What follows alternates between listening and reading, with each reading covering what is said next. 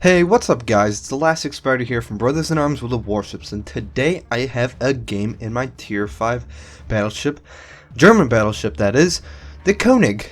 We are playing on the map Trident, and it is a standard battle. In terms of matchmaking, we have quite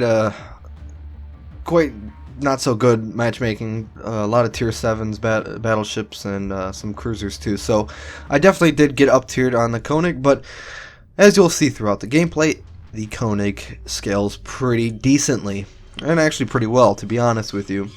But the Koenig is not the main feature of this video. If you want to see an amazing game in the Koenig, I will link that game that we have done on our channel right now.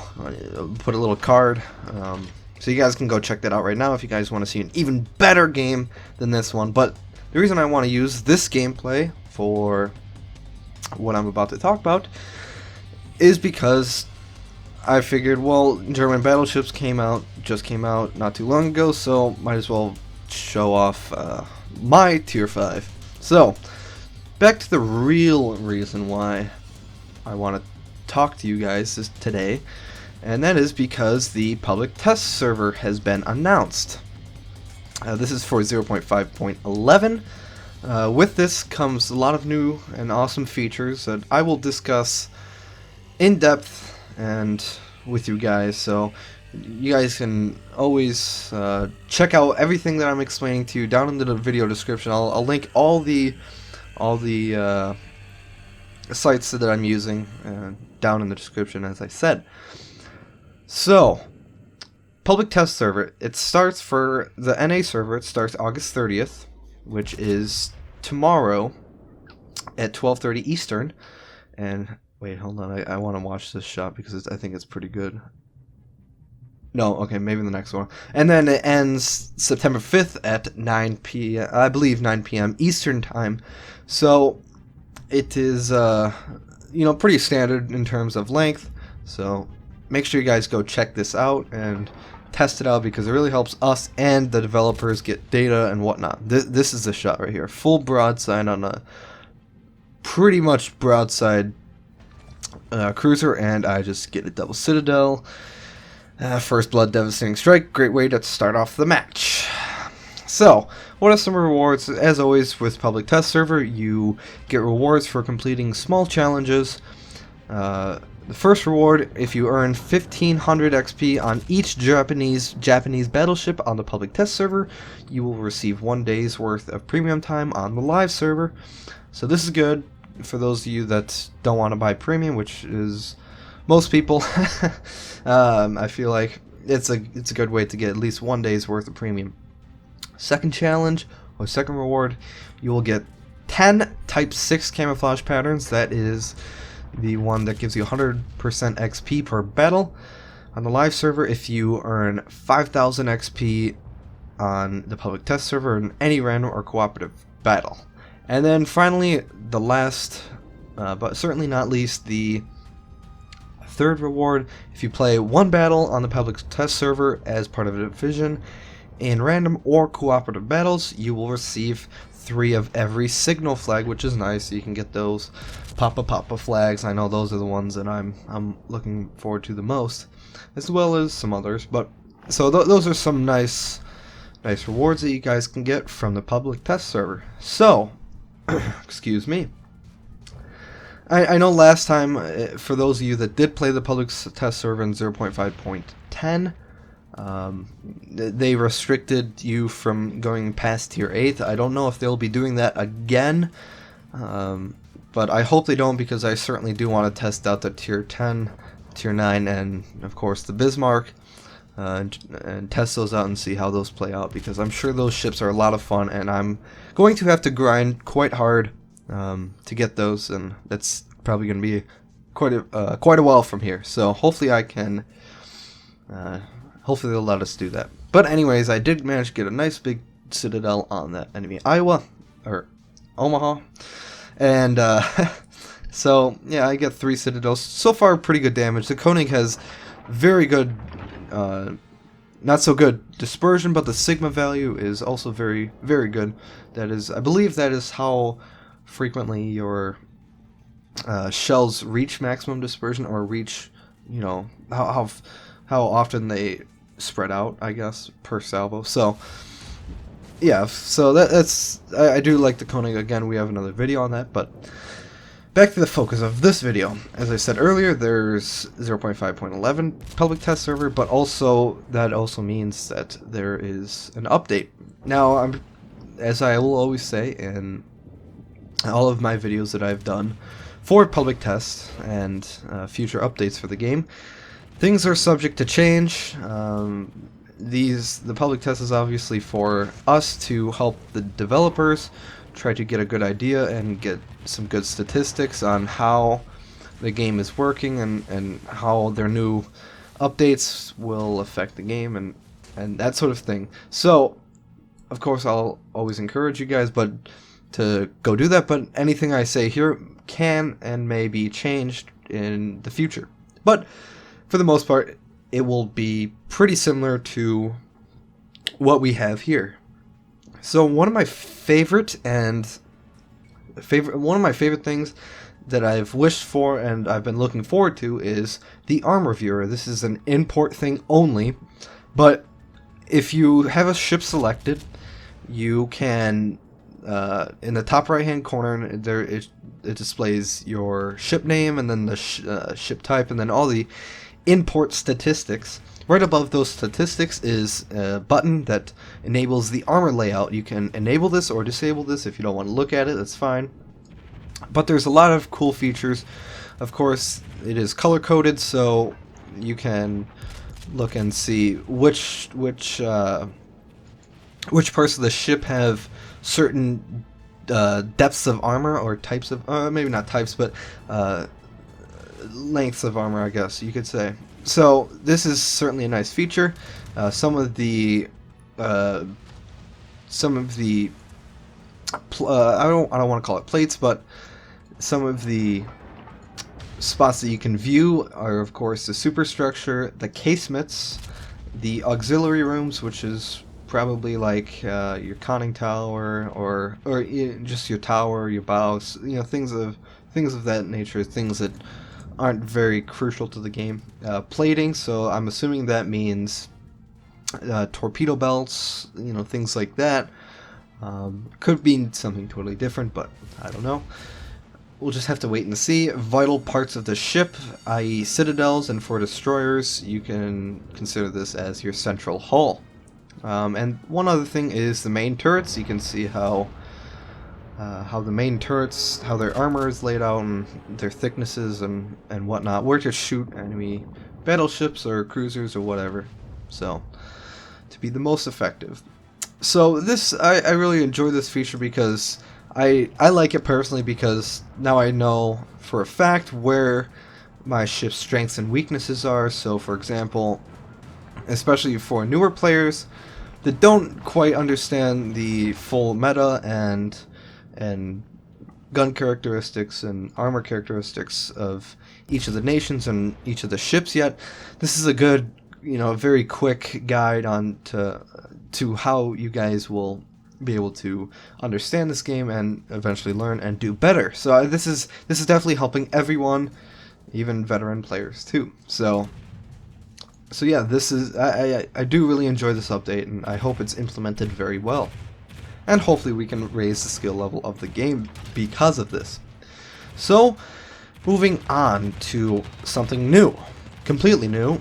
There's a new game mode being added to random battles. Now in the previous, I believe it was 0.5.9, there was a new game mode added to co-op. So this was definitely a nice feature for those of the people that don't really enjoy random battles, or at least want to practice on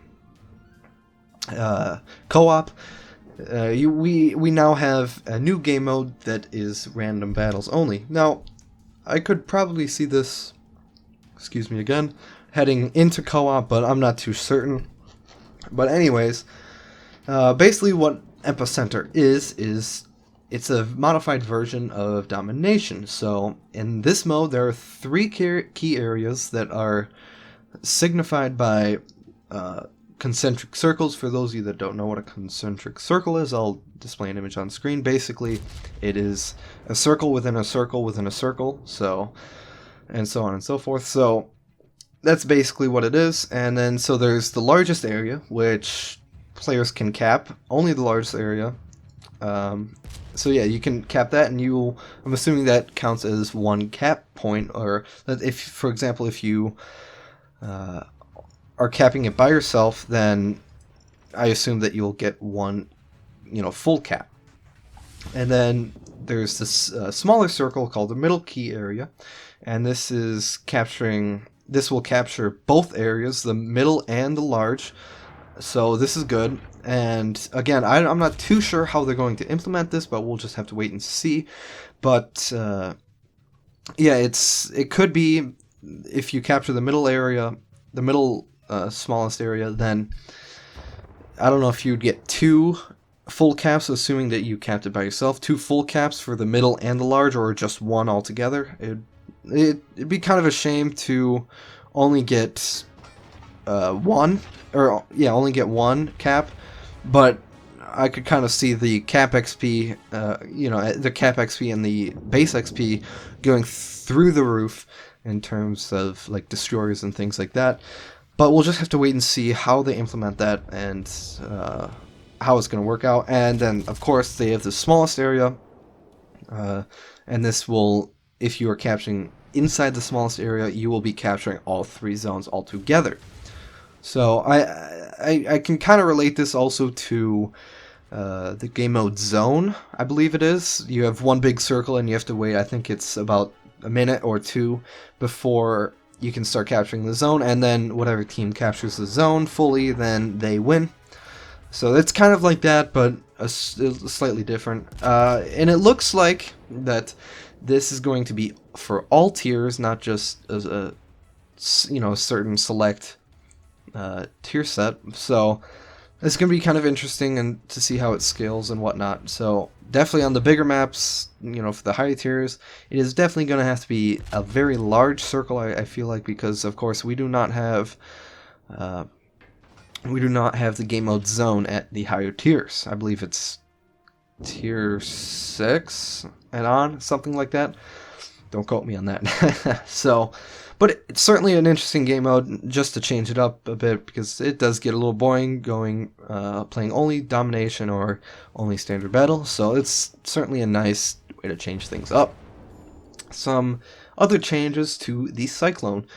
The Cyclone is going to get some HUD or heads-up display changes. It'll get some new indicators and things of that nature. So they have listed here, looking for a dynamic icon labeled Cyclone with a warning that that your spotting range will decrease. So it's finally a little icon instead of a sentence across your screen.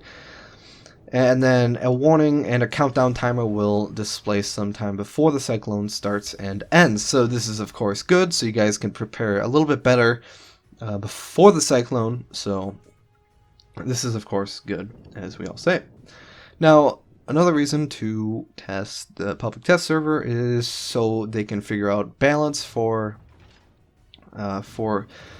these notifications, but also how these new game modes work and some other smaller changes too. So definitely, I would recommend going out and downloading. I'll leave that link, of course, in the description of this video. So we are getting a new map. It is called Archipelago.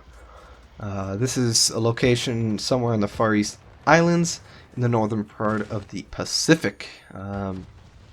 So I'm assuming it's going to be several small islands, or rather small islands, probably mid-tiers, I would say, probably 6 to 8 maybe, or 4 to 8, something like that in terms of the tiers of the map.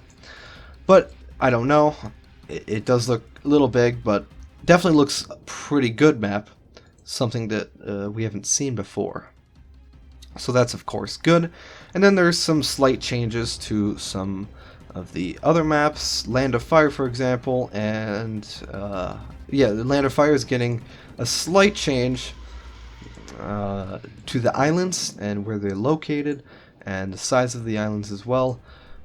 You guys can of course look at these pictures in the link provided in the description. So before, at least for ranked battles, there was A cap on Land of Fire and B cap. B cap was more in the open, and A cap was of course more in the islands. So this was a problem because everyone would want to go to A because you can fire over the islands undetected, and usually the team that was at the A spawn or has the A flag, they will usually win.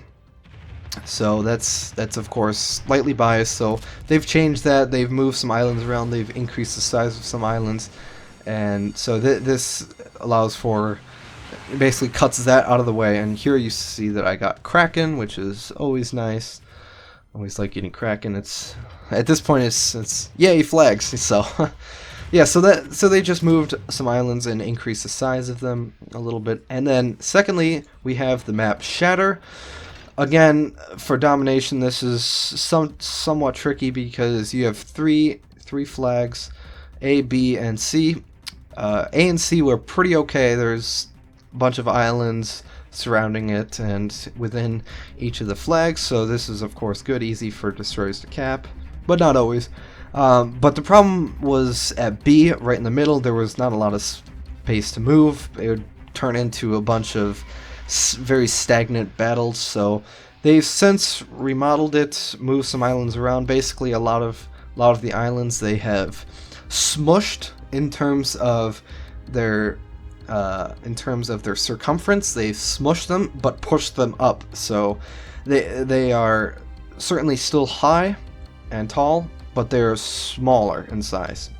So it's going to be interesting to see how this works out, but so far it's looking like a good change. There's a little bit more room also in the Bravo area, so this is of course good.